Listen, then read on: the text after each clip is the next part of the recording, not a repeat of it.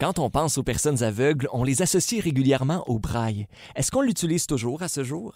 Pour nous en parler dans cet épisode, on reçoit Mélissa Cessire, la directrice générale de Point par Point. Dans cet épisode, Qui utilise donc encore le braille? Je pense pas que c'est systématique. Là. Je pense qu'il y a un amalgame de plusieurs facteurs qui peuvent venir faire la différence dans le choix qui est fait. Si l'audio peut répondre aux besoins, la personne va se tourner vers l'audio, n'aura pas besoin d'apprendre son braille. L'œil, l'organisme éducation, intégration, loisirs pour personnes handicapées visuelles, vous présente le balado Écoute pour voir. Découvrez la réalité du quotidien des personnes avec des limitations visuelles. Il y a un sujet qui est fort intéressant qui est le braille, parce que quand on pense aux personnes aveugles, non-voyantes, on pense aussi au braille. Et pour en parler un peu plus avec nous, Mélissa Cessire, merci de te joindre à la discussion avec Mélissa aussi aujourd'hui. Bonjour Olivier, bonjour tout le monde. Merci. Alors, moi, je veux tout d'abord savoir, c'est quoi le braille? Aussi simple que ça. En fait, le braille, c'est un système de points qui a été mis en place pour représenter l'alphabet en général et c'est un moyen de communication très important pour les personnes dans le monde de l'handicap visuel. Ouais.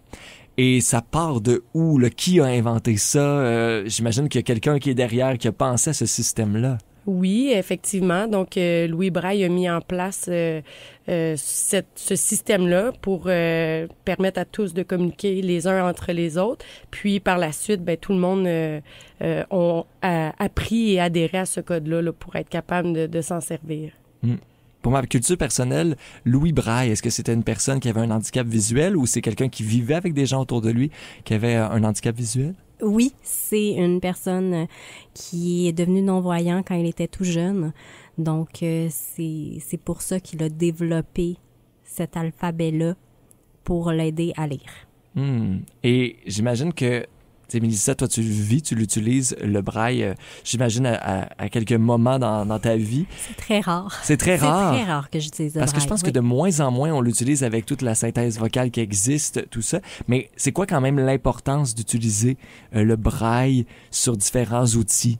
Dans mon cas, l'utilité du braille, ça va me permettre de bien marquer quelque chose. Dans mon travail au quotidien, quand j'ai des certificats cadeaux à produire, mais je vais les embosser. Donc, je vais mettre le montant en braille et ma signature d'entreprise. Comme ça, je sais que c'est moi qui ai produit le certificat cadeau, que je me fais pas passer un morceau de carton. Ouais. Et puis, ça me permet de savoir il est de combien également.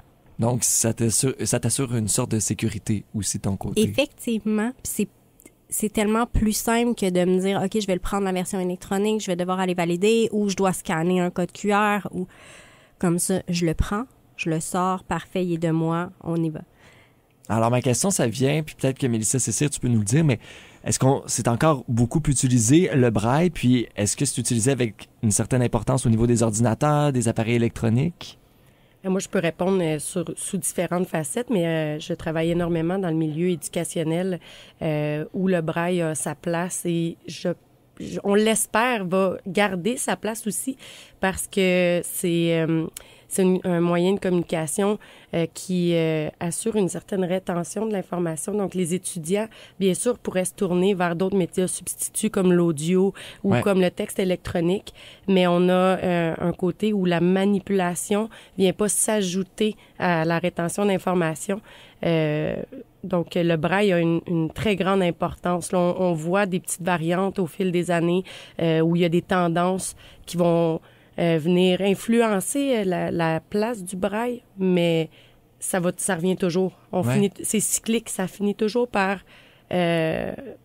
reprendre sa place jusqu'à un certain point. Oui, tu le disais au niveau de l'apprentissage, parce que c'est vrai que moi, j'ai souvent entendu que notre cerveau était fait avec des petits tiroirs de sens. Donc, quand on veut apprendre quelque chose, on va peut-être le lire, mais si on est capable de manipuler, avoir le toucher aussi, avoir l'aspect audio, donc d'utiliser différents sens. Dans le cas du braille, ce que tu disais, c'est que la manipulation, elle demeure quelque chose qui est un élément complémentaire, supplémentaire à l'apprentissage. Exact, parce que c'est sûr qu'il y a eu la tendance de se dire, l'audio, c'est beaucoup plus facile, un fichier numérique, on peut l'apporter partout, on n'a pas à traîner des volumes, on n'a pas à... Il y a beaucoup de facteurs simplifiants qui peuvent laisser croire que l'audio va pouvoir remplacer le braille. Mais au final, dans autre domaine que le braille, on comprend que la manipulation a un effet très, très important. Donc, d'ouvrir un livre, un volume à peu près à tel nombre de pages, de le manipuler, de le toucher, permet au cerveau de rester impliqué dans son apprentissage plutôt que de demander juste une attention. Donc, c'est vu dans les milieux scolaires, mais partout aussi. Donc, j'imagine que plus jeune, on essaie de favoriser quand même l'apprentissage du braille pour justement aller développer ces sens-là par rapport... Mais j'imagine qu'après ça, plus tu vieillis, l'utilisation là, de l'audio, parce qu'on en a parlé aussi dans d'autres contextes, mais tous les outils technologiques sont quand même facilitants pour certaines tâches. Il y a des applications aussi pour ça. Donc, j'imagine que c'est un peu complémentaire, tu sais, le braille et les applications technologiques. En fait... oui, le braille, est appris souvent en bas âge, mais il y a certains contextes où les personnes deviennent non-voyants plus tardivement. Donc, c'est important de connaître son braille parce que ça permet de communiquer sous toutes les facettes possibles pour une personne vivant avec un handicap visuel. C'est sûr qu'il y a eu différentes mentalités au fil des années où on a pensé se dire, bon, ben, est-ce que c'est vraiment important d'apprendre son braille pour l'étudiant, par exemple, ou quoi que ce soit. Maintenant, il y a différents codes qui peuvent être utilisés. Il y a le braille abrégé, le braille intégral. Et là, c'est là où tout se joue de se dire, bon, est-ce que ça vaut la peine de mettre en place tout cet apprentissage-là? Je pense que ça serait important de juste revenir à la base. Tu parlais de braille abrégé, de braille intégral. Concrètement, là, c'est quoi une lettre braille? C'est quoi moi, je sais c'est une cellule braille, mais c'est quoi? Dans le fond, une cellule braille, là, c'est un système de points qui a été mis en place de 6 points. Donc, c'est des points sur 2 colonnes. Donc, on a 6 points sur 2 colonnes numérotés de 1 à 6. Donc, qui se lisent de haut en bas et de gauche à droite. Donc, à partir de ces 6 points-là, on est en mesure là, d'avoir un alphabet, des symboles comme par exemple la majuscule italique, des représentations mathématiques, etc. Et aussi, quand on jumelle ces points-là, on peut aussi avoir, par exemple, des petits dessins comme une flèche. Donc, on va utiliser, par exemple, le trait d'union avec un O pour nous permettre d'avoir une flèche ou... Donc, on va jusqu'à des symboles. Exact. Donc, c'est sûr que le braille intégral, c'est du lettre par lettre. Donc, le mot maison va être écrit M-A-I-S-O-N, ce qui facilite l'apprentissage des mots. Donc, comment ça s'écrit, mais ce qui est beaucoup plus long à lire parce que c'est une cellule par une cellule. Par la suite, si on veut mettre une lettre majuscule, on va avoir un indicateur de majuscule en avant du M. Donc, nous, en imprimé, on va faire un M majuscule. Alors qu'en braille, pour le représenter, on ajoute un indicateur. Donc, on a 2 points pour signifier le M majuscule. Donc, ça, c'est l'intégrale. C'est la façon la plus courante que tout le monde qui ont appris le braille ont appris l'intégrale au départ. Et aussi, quand on veut ajouter une virgule, un point d'interrogation à l'écrit, ça prend beaucoup moins de place. Mais au braille, c'est une cellule de plus. Ouais. Donc, un volume en intégrale versus un volume en abrégé. L'abrégé, c'est vraiment les abréviations qui sont associées à différents mots. Mais ça prend beaucoup moins d'espace. Mais ça, tu peux probablement confirmer. C'est un volume, un livre, l'avoir en version abrégée versus en version intégrale, on est minimum simple au double. Je crois. Pratiquement. Le ratio est pratiquement de moitié. Là. Donc, quelque chose qui peut un livre en intégrale qui peut prendre, exemple, 25 volumes, on va tourner autour de 15 volumes braille. Okay. D'une centaine de pages, par exemple. Et en imprimé, c'est pour représenter un volume d'environ ça, une centaine de pages? 400, 500 pages. Oh, quand même. Donc, c'est tout un travail. On peut comme se dire, dans le fond, que le braille, c'est comme un langage aussi. C'est comme une langue, finalement. Exact. Puis même dans sa version la plus simplifiée, ça reste toujours plus complexe que l'alphabet ou l'imprimé que nous, on connaît, parce que c'est représenté, il faut se le rappeler, par 6 points. Donc, à tout ça, il peut s'ajouter des codes. Donc, quand on va utiliser, par exemple, l'alphabet dans un code scientifique, là, les lettres vont représenter autre chose qui va permettre d'aller plus loin dans la façon d'utiliser ces 6 points braille-là, mais ce qui donne des possibilités pratiquement infinies pour être en mesure que tout le monde ait accès à cette information-là. Là, moi, je me dis, on apprend le français, on se fait dire que le français, c'est pas facile à apprendre comme langue. Puis après ça, j'en comprends que c'est comme l'apprentissage d'une autre langue. Je sais pas, Mélissa Boisvert, si tu peux nous dire, parce que toi, tu as quand même appris le braille, tu l'as utilisé plus jeune, puis même que tu as un tatou là, avec du braille. Mais j'imagine que c'est comme apprendre 2 langues en même temps et à partir d'une langue quand même difficile, qui est le français. En fait, moi, j'ai décidé d'apprendre le braille en 6e année parce que, à cette époque, la version audio était moins présente. Et moi, j'avais la volonté d'aller en droit et je m'étais fait dire, tu n'auras pas le choix, tu dois apprendre le braille pour aller faire ton cours en droit. Ça n'a pas été le cas. Mais j'ai tout de même appris mon braille abrégé, mais je ne l'utilise plus et je suis plus en mesure. Donc, je l'ai pas mal perdu. C'est sûr que des abréviations classiques, par exemple, ça c'est facile, ce n'est que le L. Et là, peut-être que ça a changé depuis, mais c'est quelque chose que oui, je connais mon alphabet et ça, je vais toujours le connaître, mais je savais déjà lire. Ouais. Donc, je n'ai pas appris à lire avec mon braille. Je comprends. Qui utilise donc encore le braille? Tu nous nommais tout à l'heure, Mélissa Cessire, que il y a des gens qui deviennent non-voyants plus tard dans leur vie.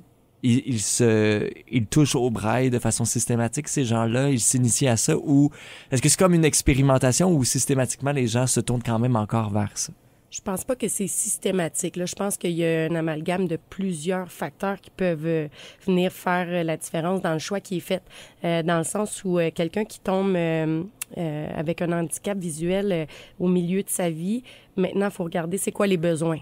Mm-hmm. Parce que si c'est quelqu'un qui n'a pas besoin d'avoir accès à une multitude d'informations, quoi que ce soit, et qui a la capacité d'apprendre, par exemple, un appareil qui lui permet d'écouter de l'audio, bien, souvent, ça peut être... si l'audio peut répondre aux besoins, la personne va se tourner vers l'audio, n'aura pas besoin d'apprendre son braille, à l'instar de quelqu'un qui est en milieu de travail, qui doit, par exemple, accéder à de l'information, en créer. Cette personne-là va, à ce moment-là, peut-être faire le choix de dire, moi, je vais apprendre mon braille pour avoir accès à toutes les possibilités que ce moyen de communication-là peut permettre. Et Mélissa le mentionnait également, à l'école, les enfants vont apprendre le braille pour apprendre à lire. Ouais. Parce qu'on ne peut pas ne pas savoir lire et se fier uniquement à l'audio. Exact. Donc ça c'est quelque chose qui, dans les milieux scolaires, les jeunes vont apprendre leur braille. Tous ceux qui en ont la capacité, parce que là, on a des facteurs aussi qui peuvent venir influencer là, la capacité d'apprendre son braille. Ça peut être des fois au niveau tactile. Donc le braille, il faut se rappeler qu'il faut le toucher avec les doigts. On parle de sensibilité, il y a des gens qui ont d'autres handicaps qui s'ajoutent, donc qui peuvent venir faire en sorte que le braille ne sera pas un choix. Efficace, donc un choix aussi. Exact, mais sinon, il y a l'apprentissage du braille, c'est vraiment pour répondre aux besoins.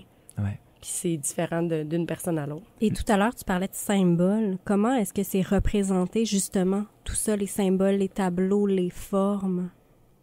Dans le fond, ça aussi, c'est vraiment de comprendre Dans le fond, le but quand on essaie de représenter l'information, c'est de la représenter le plus fidèlement possible à ce qui a été, à ce qu'on a en imprimé. Maintenant, les capacités de la représenter, cette information-là, il y a différentes façons.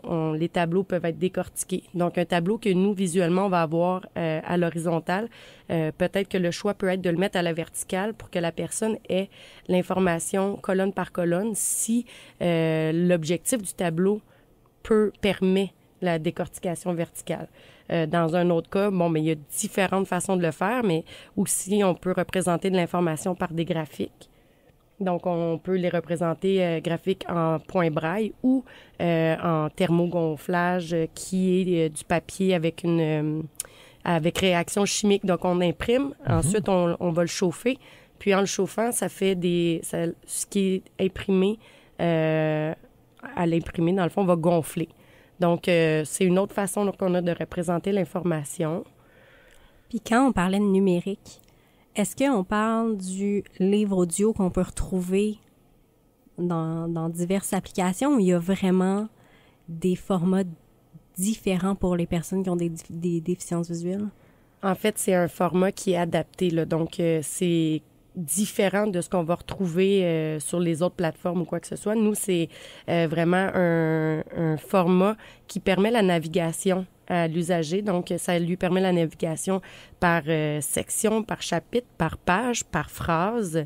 Et chacune de ces sections-là, ces chapitres-là sont identifiés et permettent vraiment une navigation facile, à la différence d'un fichier MP3 qui va être fait entièrement sur une page par une page. Donc, supposons, Mélissa, que tu es en train de lire un livre en audio et que quelqu'un arrive, tu peux arrêter, être capable de naviguer la phrase d'avant, ce qui n'est pas possible avec un fichier MP3, par exemple.